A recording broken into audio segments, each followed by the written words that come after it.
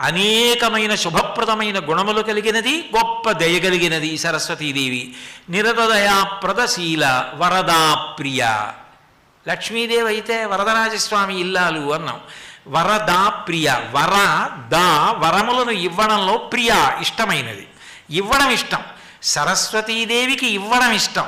సరస్వతీ కటాక్షం ఉన్నవాడికి చెప్పడం ఇష్టం, దాచుకుంటే పాడైపోతాడు. అందుకని వరదాప్రియ. ఇవ్వడం ఇష్టం ఎప్పుడు వస్తుందంటే సరస్వతీ కటాక్షం ఉంటే. కాబట్టి వరదాప్రియ. దాచుకుంటే ఏమవుతుందిరా, ఇచ్చుకుంటే తరిస్తానంటాడు సరస్వతీ కటాక్షం ఉన్నవాడు. వరదాప్రియ. వరదాప్రియ రంగనాయకి. అక్కడ రంగనాథస్వామి ఇల్లాలు కాబట్టి లక్ష్మి అన్నాను. రంగనాయకి. ఎవరికి సరస్వతీ కటాక్షం ఉందో వాడు రంగస్థలానికి నాయకుడు అయ్యాడు.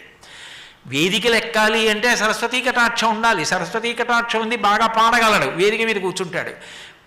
గొప్ప వాద్య పరికరం మ్రోగించగలడు, వేదిక